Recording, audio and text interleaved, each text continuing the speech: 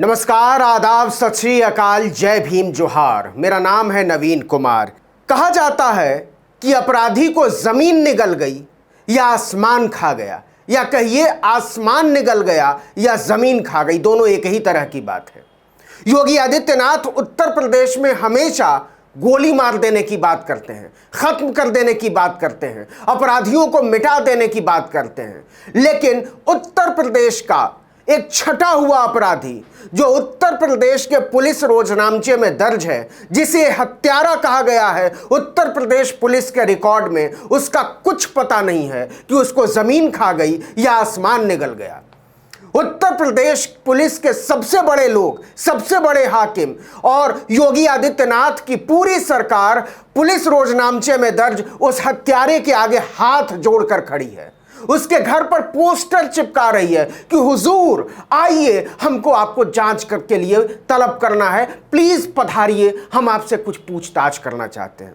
क्यों? क्योंकि police diary में दर्ज उस हत्यारे का पिता एक केंद्रीय मंत्री है, और केंद्रीय मंत्री भी ऐसा वैसा नहीं, केंद्रीय गृह राज्य मंत्री, जो केंद्रीय गृह मंत्री अमित शाह को रिपोर्ट करता है। 2 दिन पहले उस हत्यारे जो कि पुलिस डायरी में दर्ज है, उसके पिता अजय मिश्रा उर्फ टेनी खुद देश के गृह मंत्री अमित शाह से मिलने नॉर्थ ब्लॉक पहुंचे थे।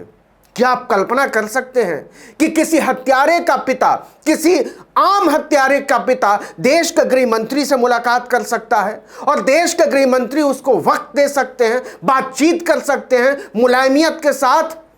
उस आदमी का मंत्री पद पर बने रहना छोड़ दीजिए, उसकी नैतिकता की बात मैं नहीं कर रहा हूं, मैं तो यह बात कह रहा हूं कि अजय मिश्रा के बेटे आशीष मिश्रा को जमीन खा गई या आसमान निगल गया, योगी आदित्यनाथ के पास इसका कोई जवाब नहीं है। उनकी पूरी पुलिस उस हत्यारे के सामने, जो कि पुलिस डायरी में दर्ज है, हाथ जोड़कर खड़ी है। एक ट्वीट है जो आम आदमी पार्टी के विधायक नरेश बाल्यान ने किया कि नेपाल भाग गया। सोचिए, एक विधायक ने ट्वीट किया कि नेपाल भाग गया, जहां इसका पिता अजय मिश्र टेनी तस्करी किया करता था, डीजल का, चंदन की लकड़ी का। अगर पिता केंद्रीय गृह राज्य मंत्री हो तो बेटा ऐसे ही बलात्कारी, हत्यारा, क्रिमिनल और चोर होगा। सोचिए कि नेपाल भागने की बात कर रहे हैं आम आदमी पार्टी के विधायक और दूसरे लोग कि आशीष मिश्रा नेपाल भाग गया। थोड़ी देर के बाद इसको अजय मिश्रा ने रीट्वीट कर दिया। मतलब ये हां कहना था। रीट्वीट करने का मतलब होता है कि हां, हम इसको ऐसा मानते हैं। बाद में जब हंगामा मचा कि आशीष मिश्रा तो वाकई लगता है नेपाल भाग गया, तब अजय मिश्रा ने कहा कि हमारा तो ट्वीट ही हैक हो गया था, बाद में उसको डिलीट कर दिया गया। मतलब, और सोचिए कि बनवीरपुर जो गांव है आशीष मिश्रा का, उससे केवल 10-12 किलोमीटर दूर है नेपाल। मतलब कोई बड़ी मुश्किल की बात नहीं है अगर वो नेपाल भाग गया हो। लेकिन जो सवाल है वो ये है कि देश के गृह मंत्री से मुलाकात के बाद केंद्रीय गृह राज्य मंत्री का बेटा, जो कि हत्या का आरोपी है, कहिए नरसंहार का आरोपी है, वो भाग जाता है। अगर ये विधायक जी सही कह रहे हैं बालियान साहब तो, और जिसको कि रिट्वीट भी किया गया, जिसके बारे में बाद में कहा अजय मिश्रा ने कि हां, वो रिट्वीट हुआ था लेकिन हमारा ट्विटर हैक हो गया था। सवाल उतना ही नहीं है कि एक पुलिस डायरी में दर्ज हत्यारे का पिता देश के केंद्रीय गृह मंत्री से बात करता है। सवाल यह है कि उस दर्ज हत्यारे का पिता सरकारी कार्यक्रमों में हिस्सा लेता है। ये आप देख सकते हैं, ये इकोनॉमिक टाइम्स में खबर छपी हुई है कि MOS Ajay Mishra inaugurates event on prisoners. मतलब कैदियों पर होने वाले एक समारोह में वो शामिल होते हैं, उसकी अध्यक्षता करते हैं। और कहां करते हैं? दिल्ली में। वो कार्यक्रम किसका था? वो कार्यक्रम था bureau of police research and development, BPRD का वो कार्यक्रम था। और किस बात का कार्यक्रम था? कार्यक्रम इस बात का था कि जेल सुधार कैसे किया जाए, कैसे कैदियों को अच्छी सुविधा दी जाए। और इसी खबर के मुताबिक BPRD के इस कार्यक्रम में देश भर के 75 सीनियर जेल अधिकारी शामिल हुए, 25 राज्यों के, इसमें उत्तर प्रदेश भी शामिल है। मतलब क्या वो देखने गए थे कि उत्तर प्रदेश की जिस जेल में उनका बेटा जाने वाला है उसकी व्यवस्था कैसे है? अपने बेटे के जेल जाने से पहले वो जेल सुधार के कार्यक्रम में शामिल होते हैं। आप कल्पना कर सकते हैं इस तरह की घटना भारत देश में ही घट सकती है और नरेंद्र मोदी जैसे महान प्रधानमंत्री की निगरानी में ही घट सकती है।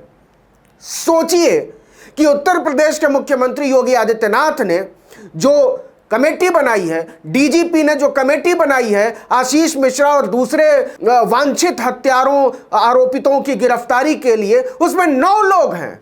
उसमें राज्य के सबसे बड़े पुलिस अधिकारी शामिल हैं। डीजीपी लेवल का अधिकारी कमेटी बनाता है और उसमें कई आईपीएस शामिल हैं कि देखिए हम कैसे गिरफ्तारी कर सकते हैं महोदय की। जैसे आशीष मिश्रा ने कोई बहुत परोपकार का काम किया हो। पुलिस डायरी में दर्ज किसानों पर गाड़ी चढ़ाने के मुताबिक कि हुजूर आइए, उसके यहां पोस्टर चिपका रही है, पन्ना चिपका रही है पुलिस जाकर कि हम तो आपको तलब करने आए हैं, प्लीज आइए, हम कुछ आपसे बात करेंगे, आपको तंग वंग नहीं करेंगे, बस आइए तो सही। लेकिन हुजूर गायब हैं। सोचिए कि केंद्रीय गृह राज्य मंत्री का बेटा कानून के साथ सहयोग नहीं कर रहा है, वो सामने आने को तैयार नहीं है, वो भागता फिर रहा है पुलिस के सामने से, देश के सामने से, और केंद्रीय गृह राज्य मंत्री का बेटा ऐसा करता है। नरेंद्र मोदी ऐसे आदमी को मंत्रिमंडल में शामिल रखते हैं। ऐसा गृह राज्य मंत्री कानून और व्यवस्था का कितना सम्मान करेगा, हम और आप बेहतर अंदाजा लगा सकते हैं।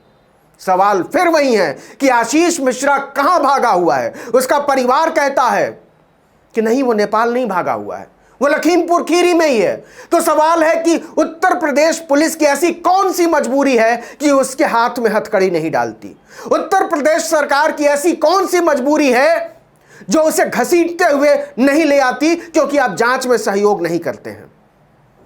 क्योंकि उसका पिता एक केंद्रीय गृह राज्य मंत्री है, अमित शाह के साथ उठता बैठता है, प्रधानमंत्री नरेंद्र मोदी की बैठकों में शामिल होता है।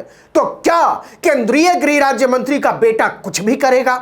क्या नरेंद्र मोदी के किसी मंत्री की औलाद कुछ भी करेगी और पुलिस उसके सामने हाथ जोड़कर खड़ी रहेगी? फिर तो इस देश के सारे हत्यारों को मनाना चाहिए कि उसके पिता मंत्री हो जाएं और नरेंद्र मोदी की सरकार में मंत्री हो जाएं। कम से कम पुलिस उसके सामने किसी भी कसूर, अपराध और आरोप के बाद हाथ जोड़कर खड़ी रहेगी। इसका मतलब यह हुआ कि उत्तर प्रदेश के मुख्यमंत्री योगी आदित्यनाथ की कुछ भी नहीं चलती इस देश के हत्यारों पर, इस उत्तर प्रदेश के जालिमों पर, उत्तर प्रदेश के उन लोगों पर जो दिन के उजाले में नरसंहार को अंजाम देते हैं। ऐसे लोगों को पहचानिए, ऐसी राजनीति को समझिए और सवाल उठाइए कि अगर आशीष मिश्रा, अगर अजय मिश्रा टेनी का बेटा पुलिस की नजरों से भाग रहा है तो इसके लिए केवल उत्तर प्रदेश की पुलिस जिम्मेदार नहीं है। जाहिर सी बात है योगी आदित्यनाथ खुद बचा रहे हैं आशीष मिश्रा को। क्यों न माना जाए कि नरेंद्र मोदी बचा रहे हैं आशीष मिश्रा को? क्यों न माना जाए कि खुद केंद्रीय गृह मंत्री अमित शाह बचा रहे हैं आशीष मिश्रा को? वरना इस देश में पुलिस डायरी में दर्ज हत्यारे की हिम्मत नहीं है कि इतने बड़े तलाशी अभियान के बावजूद उसके हाथ में हथकड़ी न डाली जाए, उसको घसीटते हुए थाने तक न लाया जा सके।